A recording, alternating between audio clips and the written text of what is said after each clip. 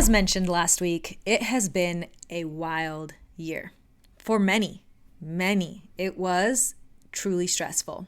Inflation made the cost of our essentials skyrocket. Interest rates were such a bummer. There was lots of layoffs and economic instability. There was also and continues to be heavy geopolitical instability, multiple wars happening simultaneously, and increasingly high tensions between major world powers. It's not my intention to minimize any of that. But there was one thing that many Americans didn't have to worry about. If they owned their home, they were not sweating about what was going to happen to it. The American homeowner looks damn good right now. Homeowners in this country are sitting on $28.7 trillion in equity as of September. The majority of them have credit scores above 760. Would you like to know the percentage of homes that are owned without a mortgage, owned free and clear? 40% of the homes out there do not have any kind of mortgage against them. It's a great asset to have. The first stressor of 2023 that I mentioned was inflation. Homeowners have a built-in protection plan against that. They set their housing expense for 30 years when they bought that house. Then, during the pandemic, they dropped their monthly payment significantly as interest rates fell into the twos. Their largest expense, which is housing, stayed steady or even dropped as the cost of everything else spiked. That eased the burden for many of them, I'm sure. If your grocery bill's gone up $100, but your mortgage has gone down $600, that helps. That's probably why homeowners experience better mental and physical health, reduced rates of divorce, and improved school performance and development of their children. My teammate Sandy actually did a deep dive on the research regarding the benefits of home ownership outside of financial gain for our monthly webinar. So if you missed last month, you should go back and check it out. We should talk about the quality of the asset itself. Real estate did really well this year, considering the circumstances. Even with interest rates getting into 8%, price cut percentages on active listings nationwide were below 2022 levels. Do you remember 2022? I don't remember any price cuts. I only remember bidding wars. So it's wild to think that this year, the data shows there were actually less price cuts than back then. Heading into 2024 and the possibility of lower interest rates, we will see another acceleration on appreciation, which only further benefits the homeowner. Remember, home prices going up is a problem when you're on one side of it. When you own that asset, that's great news. There are 157 million working Americans who can afford to buy those homes, even as the prices go up.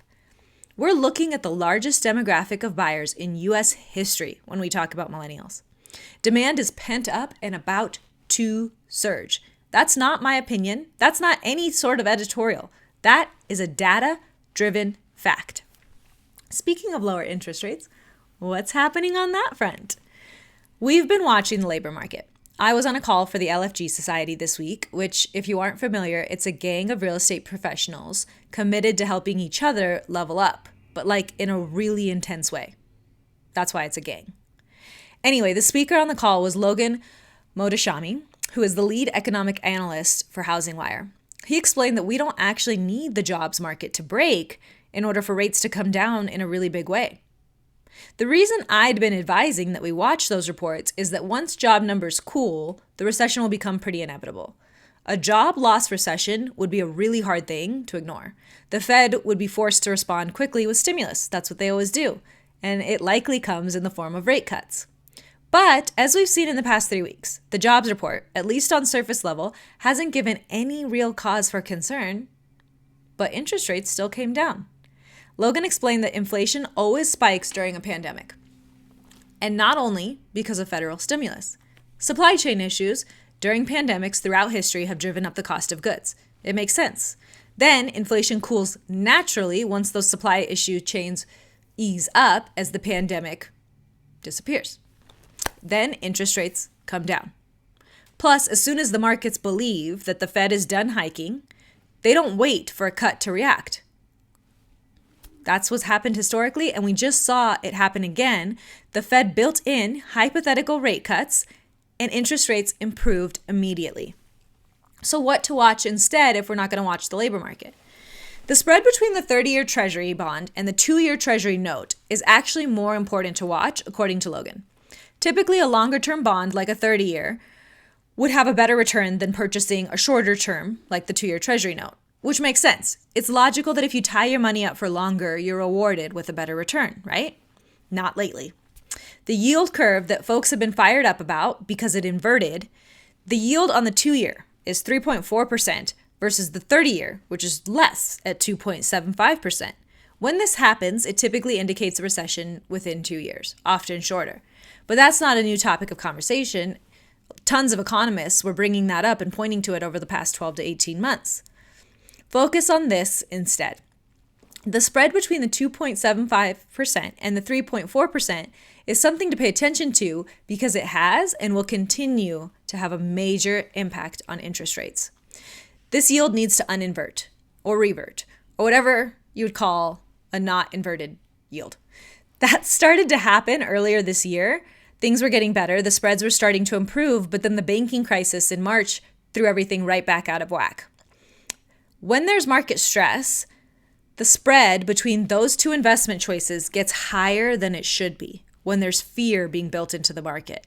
There's more risk in the business of buying mortgage-backed securities, which means the demand for them goes down, which means, that's right, interest rates go up, higher mortgage interest rates. What we don't want to happen is the Fed to try to dump their balance sheet and create a sudden influx of bonds on the market.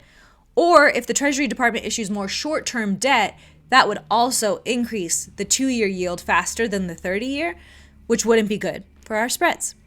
In the past couple weeks, we've seen the spread improve and mortgage rates followed suit. The yield on the 2-year that I just mentioned being in the 3s was in the 5s 2 months ago. 2 months ago, mortgage interest rates were not pretty. So I think you're following me now, right? We're going to watch this spread and we're going to watch it very closely. When to buy in 2024. So you might be hearing from clients right now, or if you're the go-getters that I think you are reaching out to your clients right now with a market update and predictions for the 2024 market. Fannie Mae agrees with me that we are in recessionary times. This week they announced that they predict housing will hit its bottom. I did not say crash. I repeat, I did not say crash.